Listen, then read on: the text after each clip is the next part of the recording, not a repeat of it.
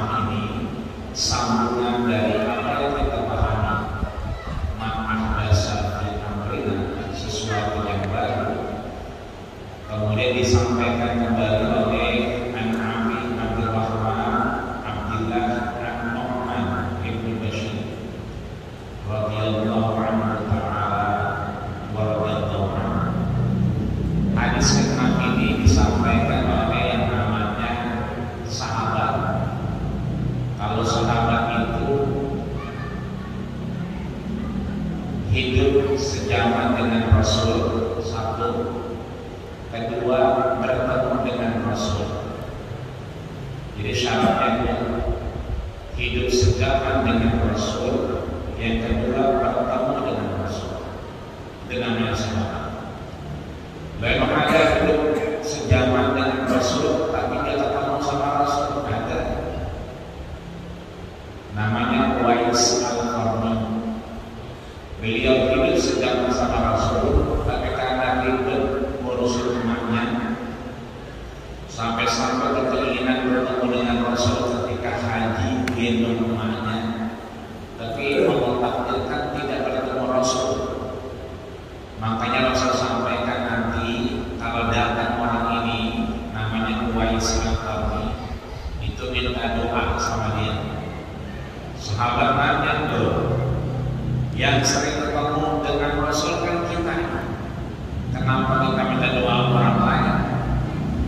Kata Rasul, masyhurun fid dunya wa masyhurun fis sama. Orang ini terkenal di dunia dan terkenal di langit. Kenapa demikian? Hidup sejaman sama Rasul, tapi tidak bertemu Rasul. Harusnya jadi sahabat namanya, tapi tidak termasuk sahabat. Kenapa? Karena ketemu Rasul. Nah, kalau yang ini, hadis ke-6 ini disampaikan oleh sahabat namanya Abdullah Nu'man bin Bashir. Nu'man bin Bashir ini kenapa disebut sahabat? Karena dia ketemu dengan Rasul. Satu. Kedua, hidup sejaman ketika Rasul ada. Kapan dia lahir? Lahir tahun 2 Hijriah. Kita tahu bahwa 2 Hijriah ini kan baru mulai yang namanya peristiwa hijrah. Kita ingat juga perintah puasa dan seterusnya. Kemudian nanti Rasul di Madinah itu gak lama setelah 2 Hijrah, beliau wafat tahun berapa? 11 Hijrah. Jadi tahun kedua Nu'man ini lahir, tahun 11 pisah sama Nabi. Jadi memang gak sebanyak Abu Hurairah, gak sebanyak Ibnu Mas'ud, gak sebanyak Abdullah bin Umar, gak sebanyak Abdullah bin Amr bin As, gak sebanyak Sayyidatina Khadijah atau Aisyah. Karena memang kalau lahirnya tahun 2 Hijrah, Rasulullah tahun 11, berarti kan cuma 9 tahun ketemu Nabi. Kalau dia sekarang 9 tahun, kayak ya di depan gitu. Jadi 9 tahun ketemu Nabi, tapi disebut sahabat. Kenapa? Karena ketemu Nabi, hidup sejaman dengan Nabi. Dan Nu'man ini sering ketemu Nabi dan sering mendengar apa yang disampaikan Nabi. Dan uniknya lagi, hadis ini disampaikan oleh Imam Nawawi dan diriwayatkan oleh Imam Bukhari dan Muslim. Sedangkan Imam Bukhari dan Imam Muslim tidak ketemu Nabi. Jangankan ketemu Nabi, ketemu Imam Syafi'i aja. Sedangkan Nabi lama sebelum Imam Syafi'i. Hanya saja di sini ya, bertemulah Imam Bukhari dengan 3 orang. Yang pertama namanya Zaidah, yang kedua namanya Sya'bi. Nah, yang terakhir ini ketemu namanya Abu Nu'aim. Abu Nu'aim ini umurnya panjang, lahir sebelum Imam Syafi'i, wafat setelah Imam Syafi'i lahir, wafat. Jadi lahir duluan, mati belakangan. Imam Syafi'i lahir belakangan, wafat duluan. Abu Nu'aim ini lahir tahun 129 Hijrah. 129 Hijrah. Imam Syafi'i lahir 150. Berarti tuaan Abu Nu'aim.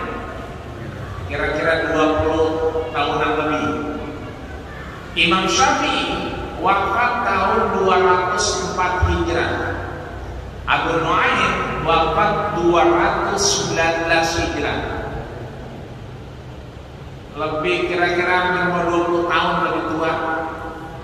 Baik tua sebelum lahir dan tua setelah wafat. Nah, tiga-tiga ini kemudian ketemu sama Imam Bukhari.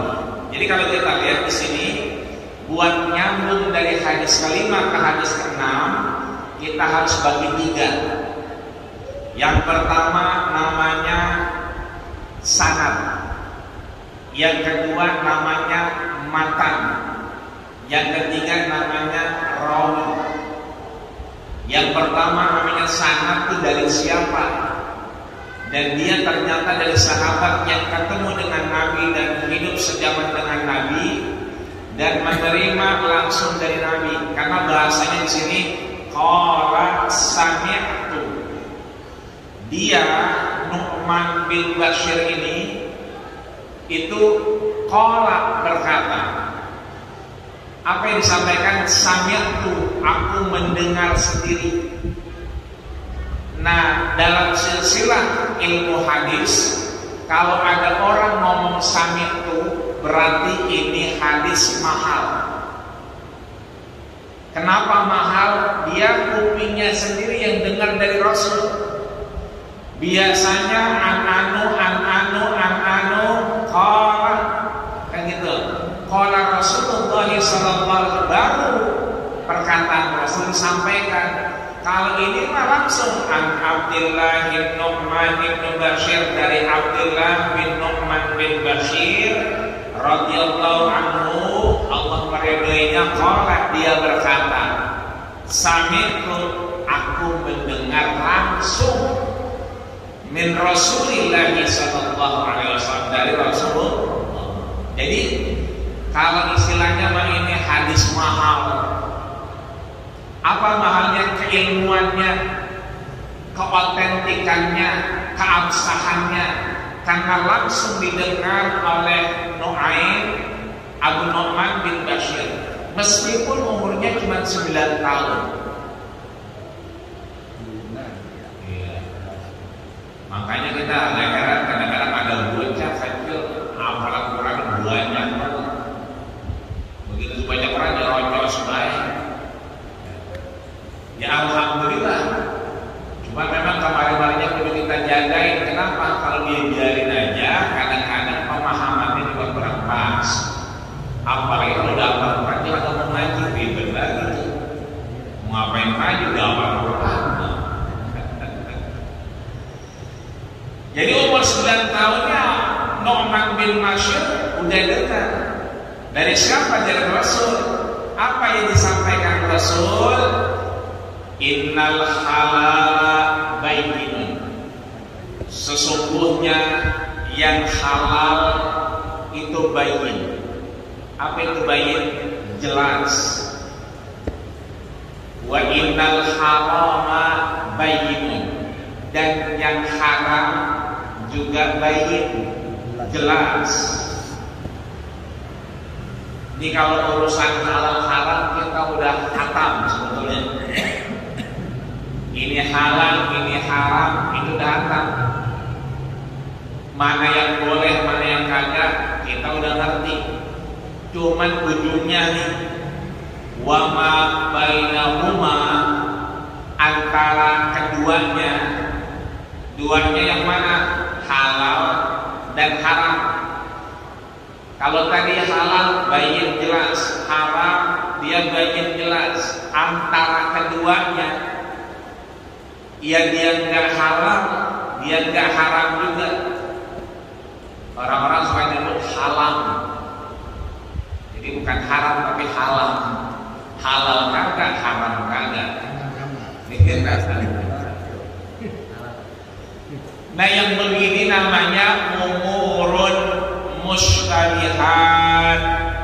Kalau kata Nu'man bin Bashir, sahabatnya kata Nabi, dia bilang umurun mustabihat. Di riwayat lain disebutkan umurun mutasyabihat. Nah ini agak beda-beda nih. Kalau mustabihat, ya, mustabihat yang mirip-mirip, sejenis-sejenis. Kalau mutasyabihat itu menyerupai. Nah, dua riwayat ini hampir sama. Yang pertama disebut oleh Nu'man bin Bashir mutasyabihat. Ada yang tidak halal, tidak haram, tapi dia sejenis, mirip dengan yang halal dan mirip dengan yang haram. 11-12. Kalau riwayat yang lain mutasyabihat, menyerupai. Ya, kalau menyerupai kan ya menyerupai, ya rada mirip. Kalau aku mah tadi mirip bener. Serupa tapi kagak sama. Dilihat dari belakang udah panjang, begitu depan lebih okan. Dan serupa tapi kagak sama. La ya'lamuhunna katsirun minan nas.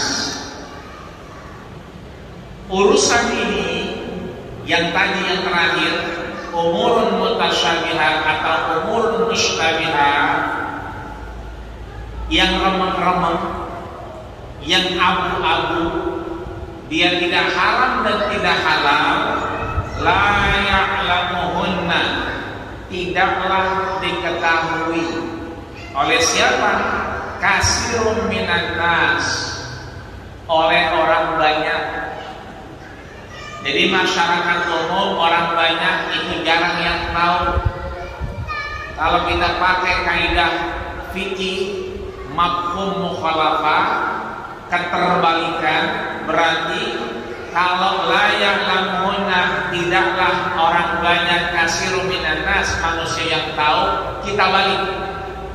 Berarti ada orang yang tahu, betul? Kan bahasanya ini umurun mustabihat, jarang orang yang tahu. Kalau kita balik berarti ada yang tahu, tapi kagak banyak, dikit. Orang-orang ini disebut oleh ulama sebagai fuqaha, orang-orang yang mengerti hukum. Maka ada hadis yang lain yang menyatakan may yuridillah bihi khairan yufaqihu fiddin. Siapa yang pengen kebaikan, maka dia harus memahami hukumnya. Ini artinya bahwa umur mustabihat ini sebetulnya memang jarang diketahui orang, tapi ada orang yang tahu meskipun tidak banyak. Faman ittaqa syubhat faqad istabra li dinihi wa irdihi. Barang siapa yang kemudian kita mengenal kata-kata takwa. Takwa itu berarti intisal awamiri, menjalankan apa yang diperintahkan Allah, itu takwa, dan menjauhkan apa yang dilarangnya. Maka di sini kita pahami menjalankan apa yang diperintahkan, menjauhi apa yang dilarang. Khusus yang namanya umurun mustasyabihat, hal-hal yang remeng-remeng, hal yang abu-abu, dia nggak haram, nggak halal juga, maka kemudian caranya famanittaqo, hendaklah kita menjauhinya. Jadi kan takwa tadi menjalankan yang diperintahkan. Ini kan udah diwanti-wanti, berarti meninggalkan apa yang dilarang. Maka caranya adalah famanittaqo syubhat, orang-orang yang meninggalkan hal-hal syubhat, faqad istabra'a li dinihi wa irdihi, sesungguhnya dia telah terbebas dari agamanya dan dari harga dirinya. Kenapa dibilang terbebas? Kembali ke awal, al halalu bayyinun, Kalau yang halal itu kan jelas. Jelas namanya bebas. Mau dimakan kek, mau kagak kek, boleh. Habis akad nikah anak muda, ya kan boleh aja. Mau dilamar pengantin kek, mau di ruang tamu kek, mau di dapur kek, boleh tempe maksudnya. Iya. Nah, iya. Lu boleh. Boleh. Ya kan? Ya, Bebas. Jadi kalau udah namanya halal itu bebas. Maka keterbalikan dari ketidakbebasan maka haram. Tapi tidak haram, tapi diyakini oleh sebagian orang itu sesuatu yang tidak dikerjakan oleh Rasul, jadi dianggap remeng-remeng, maka kemudian dia jadi syubhat. Syubhat, ya kan? Ini kemudian dianjurkan untuk ditinggalkan. Maka caranya tadi adalah la ya'lamuhunna katsiran minan nas. Pertama, ada orang yang tidak tahu, tapi ada yang tahu meskipun tidak banyak. Siapa dia? Orang yang fuqaha, mengerti hukum. Maka kita berusaha untuk memahami hukum. Contoh, kasusnya sudah berkali-kali kita bahas, ya, bahwa sebagian orang membid'ahkan yang namanya 3 hari, yang namanya 7 hari, yang namanya 40 hari, yang namanya 100 hari. Bahkan orang yang haul juga dianggap bid'ah karena memang tidak dilakukan Rasul. Kemarin kita bahas pengertian yang bid'ah kedua. Satu, tidak dilakukan sama Rasul, iya, nggak dilakukan memang sama Rasul. Tapi, sesuatu itu membawa kepada kemaslahatan. Kita tahu ada namanya Abdullah bin Umar.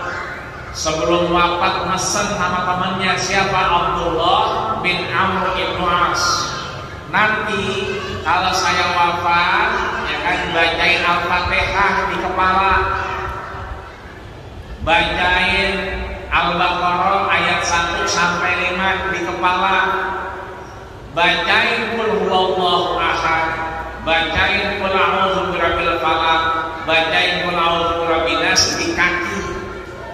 Itu pesan dan dikerjakan. Dan dia sahabat Nabi. Itu artinya memang tidak dikerjakan sama Nabi, tapi untuk memudahkan beliau berjumpa dengan Allah Subhanahu wa taala. Seperti yang dikatakan oleh Imam Ali, saya mah di dunia nggak takut. Kenapa? Banyak orang. Di akhirat nggak takut. Kenapa? Banyak orang. Di mana yang takut? Di kuburan. Kenapa? Dewek-dewekan. Nah, ini artinya tidak dikerjakan sama Nabi, tapi ada kemaslahatan untuk ruh. 3 hari, 7 hari, 14 hari, 40 hari, 100 hari. Banyak orang dibilang itu mah urusannya urusan orang Hindu. Kerjaannya orang Hindu, kita pakai tasbih dulu. Orang Hindu itu mah bukan orang Islam, bukan kebiasaan Islam. Zaman Nabi gak ada. Iya, zaman Nabi emang gak ada yang namanya 3 hari, 7 hari, 11 hari, 14 hari, gak ada. Tapi ya kan, Abu Bakar, Umar itu kalau ada yang wafat, ada yang meninggal, itu dia tiap 3 hari sedekah, tiap 7 hari sedekah. Kenapa? Dikirimkan untuk orang yang sudah meninggal. Makanya ada ibarat namanya, ya Rasulullah ummi matat, ya Rasul emak saya udah mati. Apa sadaqu anha, kalau saya sedekah buat dia boleh gak? Ini mah belum kejadian, cuman udah ada omongan. Kata Nabi, tasaddaq anha, gak apa-apa, sedekah aja. Sampai Bagaimana cara sedekahnya? Apa yang paling baik? Kata Nabi, sakyul ma. Apa itu? Sering-sering ngasih minum orang. Makanya ada minum itu. Yang ngasih udah niat buat pahala ini. Makanya kudu kita buka. Kayak minum. Modus ini Pak ya. Minum karena jangan dikit. Dikit. Sakyul ma, ngasih orang minum. Ya. Karena nggak mungkin kita kayak orang dulu, kayak Utsman. Utsman mah bukan lagi ngasih minum, dia beli sumur. Sumur orang Yahudi, ya kan? Itu kalau datang ke situ bayar. Lama-lama Utsman nyewa. Nggak boleh orang Yahudi kalau mau nyewa sehari dia, sehari orang Yahudi. Sehari dia, sehari orang Yahudi. Lama-lama Utsman mikir, ya udah giliran dia gratis. Giliran orang Yahudi bayar. Lama-lama orang mau enggak. Lu mau mana? Ambil air. Ya bayar sekarang mah. Memang kalau bisa kagak bayar. Utsman kagak bayar. Lama-lama giliran orang Yahudi sepi. Lama-lama ini jual aja dah sama Utsman. Habis kagak ada pemasukan. Nah ini akhirnya dibeli sama Utsman. Jadi Utsman bukan lagi bagi air, sumur-sumurnya dibeli. Yang sampai sekarang masih ada. Ini artinya bahwa sedekah itu dilakukan per 3 hari, per 7 hari, dan dilakukan oleh para sahabat. Yang dianggap itu adalah bid'ah. Tasbih, itu bukan orang Islam. Orang Hindu itu pekerjaannya. Itu mah tradisi orang Hindu, jangan ikut-ikutan orang Hindu. Orang Islam enggak ada, zaman Nabi enggak ada tasbih. Lihat di Raudhah, emang ada tasbih digantungin? Agak ada. Enggak kayak di musola-musola yang lain gede-gede banget, kayak jagot. Enggak ada. Itu mah kerjaannya orang Hindu. Tapi lihat waktu Rasul sholat subuh, ya kan? Itu kebiasaan Rasul 2, 1 makan korma, 2 makan madu. Ini madu yang diminum ya, bukan madu yang ngomel-ngomel, bukan. Oh, madu. Iya. Jangan mungkin jangan. Jadi mulai itu. Madu berani boleh. Madu sari boleh itu madu sari. Ya, madu sari boleh. Itu madu yang tertunggu. Iya. Nah satu ketiga, ya kan Rasul nggak minum madu, nggak makan korma. Kenapa? Yang biasa ngasih madu sama ngasih korma namanya Hafsah. Jadi kalau udah pada hafal nih, kalau mulutnya Rasul bau madu, berarti dari rumah Hafsah. Kalau bau-bau korma ajwa, berarti dari Hafsah. Nah satu ketika Rasul dari rumahnya Sofia. Begitu habis sholat subuh, Sofia dipesan, saya mau nyari nafkah dulu, ntar saya balik lagi. Wa ba'da saat, setelah beberapa jam Rasul balik. Kebiasaan Rasul itu kalau sebelum johor tidur, namanya kailullah. Jadi tidur sebelum johor itu nikmat bener. Makanya sekarang kalau diamal-amalin tuh apa yang jaket-jaket hijau, jaket hijau, Grab, Gojek, ya kan, jaket Oren, Shopee, itu kalau udah jam 11 pada merem di pinggir jalan itu, di bawah pohonan, kadang-kadang di motor mulus banget. Itu namanya kailullah. Kenapa? Sebelum johor. Kalau kita tanya, memang tidur bang, kailullah bang, begitu kata dia. Yang ngikutin Nabi. Nah Nabi pengen kailullah, balik dia. Begitu balik ketemu Sofia, ternyata Sofia belum beranjak dari mana? Sejadahnya. Selama Rasul pergi ketika subuh, sampai balik lagi Sofia masih jonggrok balik aja. Lebih tanya, Neng, Sofia Ngapain sama lo? Ini ngapain? Ini jauh ke situ baik, ngapain? Mau masak kemana? Tidak. Hari masak apa kali ya? Ini makanan ngapain? Jauh baik di situ. Apa kata Sofia?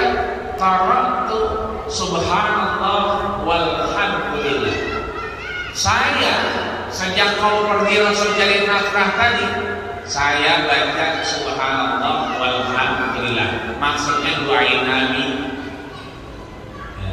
Jadi laki pergi, ini doain, kira-kira begitu. Ya, laki pergi, ini besokan Bandung. Anak pergi juga.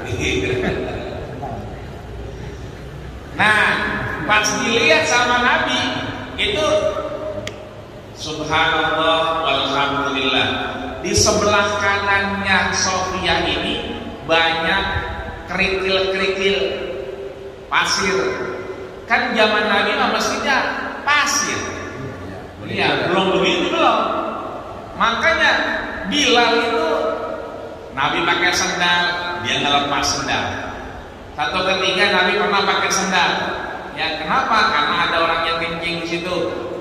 Nah, ini artinya zaman dulu itu memang masjidnya pasir. Kan ada filmnya itu. Bisa kita lihat bangunnya, bikinnya dari tanah liat segala macam. Itu pakai pasir memang bawahnya. Ya. Jadi Sofia itu subhanallah walhamdulillah, subhanallah walhamdulillah sampai 4.000 kali. Kenapa 4.000 kali? Karena di itu ada 4.000. Itu artinya subhanallah walhamdulillah bukan kerjaan orang Hindu. Cuma zaman dulu belum ada yang tukang tasbih. Ada yang cuma batu, pasir. Abu Darda itu bikin tali panjang, diikat 1, 2, sampai 4.000. Ngikutin siapa? Sofia, istrinya Rasul. Istrinya Rasul 4.000, dibikin 4.000 simpul. Subhanallah, subhanallah, walhamdulillah. Begitu karena tukang tasbihnya luar ada. Iya, zaman dulu beda. Lah kemarin yang ada orang Hindu kemudian pakai lebih bahagia, biarin baik. Bukan berarti kita ikut-ikutan orang Hindu, bukan. Artinya banyak orang yang kemudian melarang pakai tasbih dengan alasan itu mah kerjaan orang Hindu. Padahal enggak begitu. Ternyata ada orang-orang sebelum kita yang memang dia juga dulunya pakai tasbih, pakai simpul-simpul. Ya zaman sekarang aja, akhirnya ada yang digital. Nah, dipencet-pencet kelihatan angkanya. Ya, dilihat temennya berapa gitu, itu, kuning, bergopek. Itu nggak boleh sebenarnya. Ya, bergopek, kuning, digopek juga lebih kali gua begitu adanya. Nah, ini artinya bahwa ada kebiasaan-kebiasaan yang dianggap itu nggak boleh. Kalau kita lihat hukumnya, sebetulnya kalau melihat kacamata fikih itu jadi boleh. Karena apa? Boleh jadi belum tahu, belum nyampe. Ya. Dulu Imam Ahmad Ibnu Hanbal juga melarang orang baca Quran di kuburan. Karena beliau bilang sama saja di mana juga boleh, nggak harus kuburan. Karena dulu cuacanya dingin, jadi kalau dingin itu nusuk tulang. Daripada dirinya kemudian sakit, orang sakit ngaji di kuburan, mendingan juga di rumah atau di masjid yang lebih tertutup. Saking dinginnya beliau melarang. Tapi ya setelah mengetahui bahwa sesungguhnya Abdullah bin Umar yang kemudian malah pesan sebelum wafat dibacain Fatihah di kepala, dibacain Al-Baqarah di kepala, dibacain An-Nas, Al-Falaq dan Al-Ikhlas di kaki. Beliau merubah fatwanya. Beliau merevisi itu. Boleh sekarang.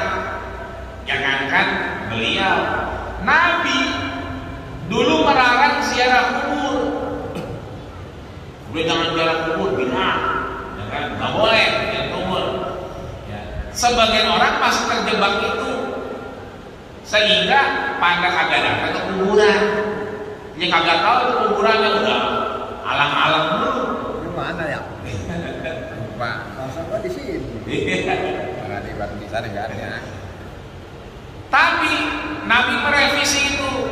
Ya, untuk dulu, iya dulu, ya kan? Aku pernah melarang. Kenapa dulu? Dulu orang kalau mati itu digebuk-gebukin badannya. Ya, kata Nabi apa? Wasaqqal juyub. Orangnya udah mati, tapi yang kesurupan yang belum mati. Apa namanya juyub? Apa kantok dirobek-robek, ya kan? Muka dipukul-pukulin cakar-cakar. Dengan alasan apa? Dengan alasan dosanya diampuni. Gak usah jauh-jauh, tetangga kita juga ada, gak sama dikit. Ya kalau meninggal itu kudu nangis. Kalau nangisnya kempel, dosanya dikit diampuninya. Semakin kenceng nangisnya, itu semakin berkeyakinan dosanya diampuni. Makanya dulu ada penyewaan di sono. Sanggatan. Sekarang udah kagak, dulu mah ada nyewa. Jadi kalau orang meninggal, nangis ya, nyewa nangis. Jadi semakin dia nangis, itu kan semakin geraung-geraung. Itu berkeyakinan semakin diampuni dosanya. Ini yang Nabi bilang untuk dulu karena orang begitu. Orang sekarang mah ya udah begitu, nggak begitu amat. Ya. Nangis mah nangis, ya kan? Sedih mah sedih, ya kan? Cuman kemarin mah bisa nyanyi ya orangnya. Barulah satu bulan diriku ditinggalkan. Karena ada lagunya. Di zaman dulu ada lagunya. Tapi pasti mau nangis. Ini artinya bahwa Nabi pernah melarang, tapi belakangan falsuruha, udah sekarang mah ziarah kubur nggak apa-apa. Boleh, ya kan? Sunnah. Paman waqa'a fi subhat, kita terusin, siapa orang yang masuk ke dalam ruang subhat, waqa'a fil haram, maka dia masuk dalam keadaan haram. Subhatnya setelah penelitian ya, setelah kita mau cari tahu ini hukumnya apa, bukan kata orang, oh kita nanya, oh baru tahu ada hukumnya, boleh. Kalau boleh berarti nggak subhat. Karena iyar aholal hima, kayak apa tuh namanya, pengembala kambing yang dia ngembala kambingnya di perbatasan. Kalau di perbatasan berarti boleh jadi punya dia yang dimakan, kebun dia, tapi boleh jadi kebun orang yang dimakan. Boleh jadi sekali kita dilihat kebun dia dimakan. Begitu dia merem mikir kebun orang dimakan, jadi haram. Artinya orang-orang yang subhat itu dia seperti orang pengembala yang ngembala di perbatasan. Maka kata Nabi, walikulli syai'in hima, setiap sesuatu ada batasnya, bentengnya. Apa? Wa inna himallahi maharimu, bentengnya itu adalah yang haram-haram. Jadi batas kita main nih, batas kita bukan yang halal tapi yang haram. Yang ingat yang haram. Kalau seandainya ini bikin haram, maka dia jadi haram. Menonton bola begadang, akhirnya subuhnya gak sembahyang, berarti nonton bolanya jadi subhat. Kecuali tidur dulu, bangun tidur, sholat 2 rakaat, nonton bola, jadi pahala itu. Apalagi subuhnya gak ketinggalan. Artinya sesuatu yang membawa kita kepada subhat itu akhirnya membawa kita kepada yang haram. Karena apa? Sejenis. Akhirnya ala wa inna fil jasadi mudghah, sesungguhnya itu bermuara di dalam hati kita. Ayo, hati kita mainnya pada yang haram-haram saja. Kalau haram jangan dideketin, mirip-mirip sama haram jangan dideketin. Tapi kalau kita keluar dari itu dipastikan dia halal. Maka caranya yang terakhir adalah kita Warok itu meninggalkan amal-amal pekerjaan yang kira-kira membawa kita kepada subhan. Mudah-mudahan Allah jaga diri kita, Allah bimbing kita, bahwa ini mengarahkan kita pada lupa pada sesuatu yang dosa. Mudah-mudahan kita bisa meninggalkannya. Kalau ini yang rasanya baik, ada manfaatnya, kita bisa didorong ke sana, dan mudah-mudahan segala yang kita lakukan tentunya Allah titipkan manfaat. Ketika ada manfaat, maka insya Allah kita masih diberikan umur panjang. Amin ya rabbal alamin. Mudah-mudahan husnul khatimah. Amin. Amin.